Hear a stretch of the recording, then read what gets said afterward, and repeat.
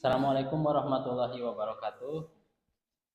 Perkenalkan, nama saya Dani Hidayatullah. Saya CGP angkatan 10 dari SD Sinapala Kabupaten Majalengka. Nah, saya di sini tidak sendiri, saya ditemani oleh guru di SD saya, namanya Ibu Ade ya. Eh, Sebelum kegiatan, Ibu, Assalamualaikum warahmatullahi wabarakatuh. Waalaikumsalam warahmatullahi wabarakatuh, Pak. Bagaimana keadaan anak-anak hari ini? Alhamdulillah, Pak, baik, Pak. Oh iya. Seperti ini ya Bu ya. Apakah sebelumnya ada pertanyaannya, apakah bersedia Ibu untuk diobservasi pembelajarannya? Ya, bersedia Pak. Enggak. Kalau misalkan Ibu bersedia, sebelum observasi ada beberapa pertanyaan yang akan saya ajukan berkenaan dengan nanti supervisi dalam pembelajaran yang akan disupervisi. Nah, yang pertama adalah mengenai tujuan Bu ya. Tujuan dari pembelajaran yang ingin dicapai dalam kegiatan pembelajaran nanti itu seperti apa Bu? Untuk tujuan pembelajarannya di sini ada dua ya Pak ya. Yang pertama adalah nanti murid mampu mengidentifikasi dan mengelompokkan cara perkembangbiakan hewan. Terus yang kedua adalah murid mampu membuat karya cara perkembangbiakan hewan dengan tepat. Oh iya, ada dua ya Bu ya. Iya betul. Nah, kemudian pertanyaan yang kedua, dari aspek yang ingin dicapai ya dalam kegiatan pembelajaran tersebut, aspeknya apa saja Bu? Aspeknya ada dua juga Pak. Yang pertama adalah aspek pengetahuannya dan yang kedua adalah aspek keterampilan. Nah, kemudian pertanyaan yang ketiga Bu, masih berkenaan dengan strategi pembelajaran. Kemudian model metode pembelajaran seperti apa yang ingin disajikan kepada murid dalam pembelajaran itu? Untuk strateginya sendiri, saya mempergunakan strategi pembelajaran berdiferensiasi dan untuk metodenya sendiri nanti saya akan menggunakan metode diskusi, penugasan serta tanya jawab, Pak. Iya. Nah, kemudian dari media pembelajarannya Bu, yang digunakan apa saja? Medianya ada video ya Pak ya. Video. Nanti ada hewan-hewan di sekitar lingkungan sekolah dan juga poster gitu Pak. Oh iya. Nah, kemudian kira-kira Ibu melaksanakan pembelajaran tersebut kapan? Kira-kira hari Kamis yang akan datang Pak, karena kebetulan jadwal pelajaran IPAS itu sendiri dilaksanakan pada hari Kamis. Oh. Kemudian yang terakhir ya, pertanyaan yang terakhir, apa yang didapatkan dalam percakapan kali ini? Alhamdulillah Pak, dengan percakapan praobservasi ini jadi persiapan saya itu lebih matang. Jadi jika ada hal-hal yang kurang nanti ketika pembelajaran bisa lebih disiapkan dari sekarang.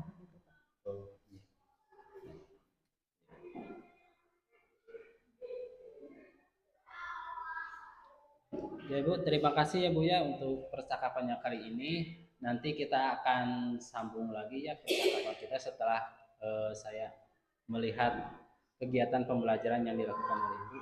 Sebelumnya terima kasih Bu. Assalamualaikum warahmatullahi wabarakatuh. Waalaikumsalam warahmatullahi wabarakatuh. Waalaikumsalam warahmatullahi wabarakatuh. Waalaikumsalam warahmatullahi wabarakatuh. Oke, sebelum kita belajar, kita berdoa dulu ya.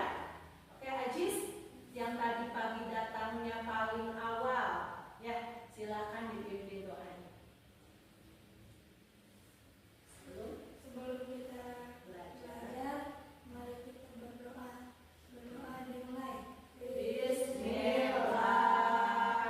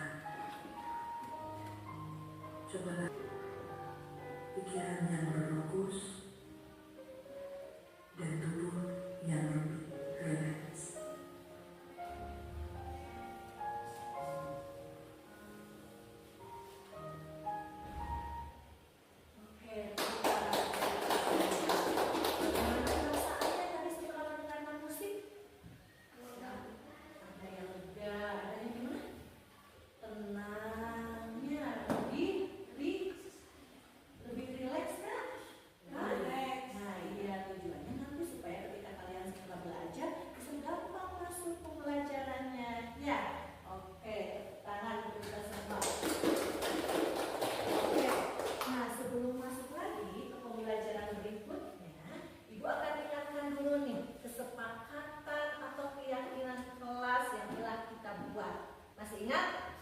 Nah, kita keyakinan kelasnya itu yang pertama adalah jagalah kebersihan. Ingat ya, kalau ada sampah tolong dibuang ke tempat sampah. Yang kedua adalah saling menghormati dan menghargai. Nanti kalau ada temannya yang sedang berbicara, tolong dihargai. Kalau ada orang lain yang berbicara, kitanya diam terlebih dahulu. Oke, sepakat? Oke.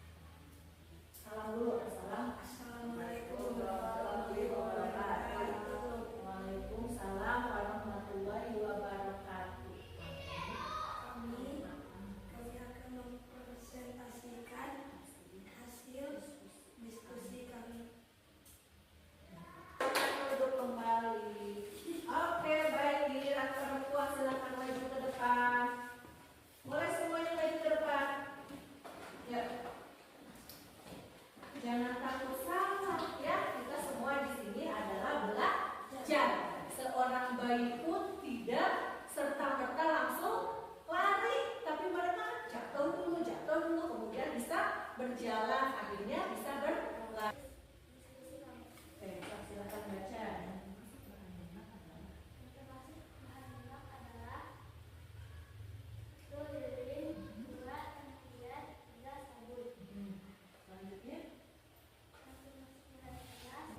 Untuk bahan yang lunak, kalau yang paman bahan keras. Oke, baiklah. Nah sekarang kita ada yang mau ditanyakan dulu nggak sebelum pembelajaran selanjutnya? Tidak.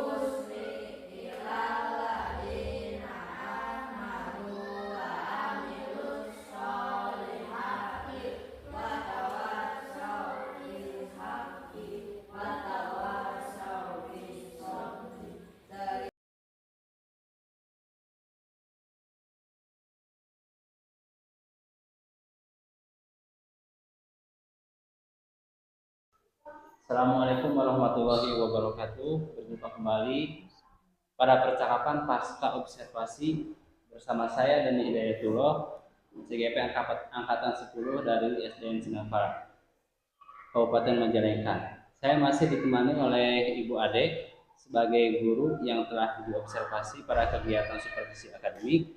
Kemudian saya juga ditemani oleh Ibu Dewi sebagai pengajar praktek pada pendidikan guru penggerak angkatan 10. Assalamualaikum warahmatullahi wabarakatuh, Ibu. Waalaikumsalam warahmatullahi Bagaimana keadaannya hari ini? Alhamdulillah baik. Ya, alhamdulillah ya. Baik, di dalam percakapan pasca observasi hari ini saya akan memberikan pertanyaan-pertanyaan kepada Ibu terkait dengan jalannya proses observasi kelas yang sudah dilaksanakan. Barangkali pertanyaan pertama, Bu, bagaimana perasaan Ibu nih terkait kegiatan observasi kelas yang telah dilaksanakan? Alhamdulillah Pak, perasaannya menyenangkan karena saat observasi itu saya bisa mengetahui apa kekurangan saya sehingga nanti proses pembelajaran selanjutnya itu bisa diperbaiki. Dan ada sedikit rasa grogi juga Pak, karena kan biasanya tidak dilihat itu ya, tapi sekarang dilihat dan juga divideokan. Alhamdulillah ya Bu ya, sudah berjalan dengan baik walaupun Ya. ada kekurangan Ya. dari kegiatan observasi tersebut. Nah kemudian Bu ya, bisa diceritakan kembali ya tentang area pengembangan apa saja yang Ibu lakukan dalam kelas, kemudian langkah-langkah dan tahapan apa saja yang Ibu sudah lakukan pada kegiatan pembelajaran tersebut. Ya.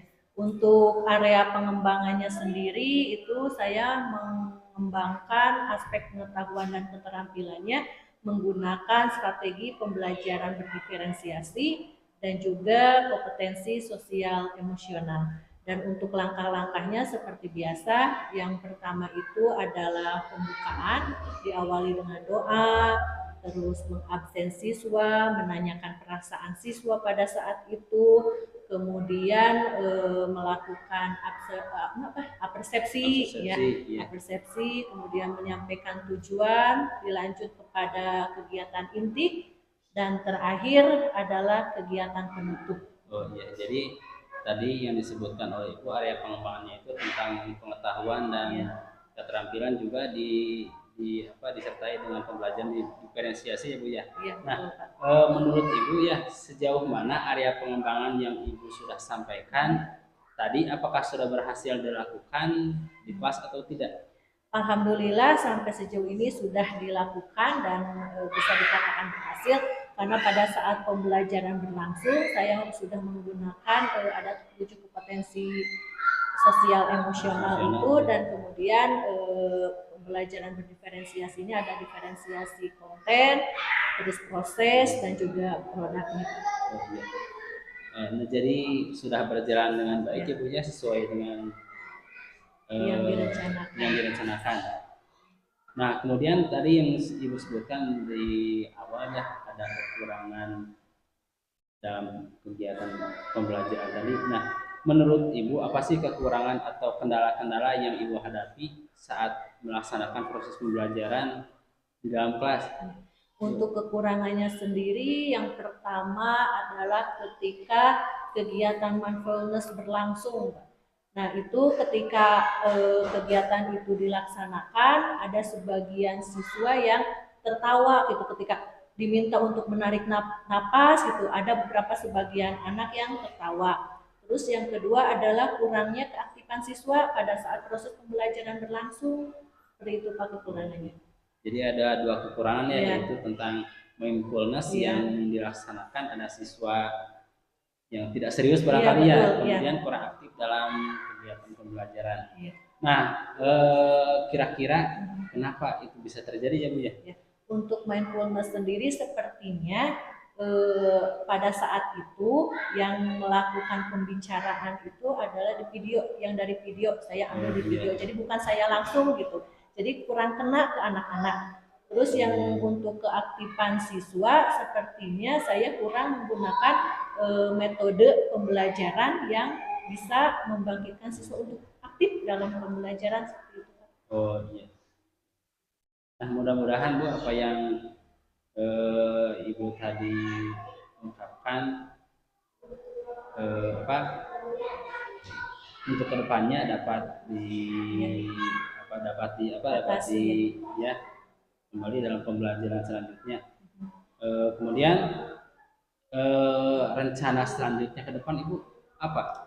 Untuk rencananya yang kegiatan mindfulness itu sepertinya saya harus yang berbicara sendiri gitu Pak. Jadi tidak mengandalkan apa yang ada di tayangan video supaya bisa mengena ke anak-anak.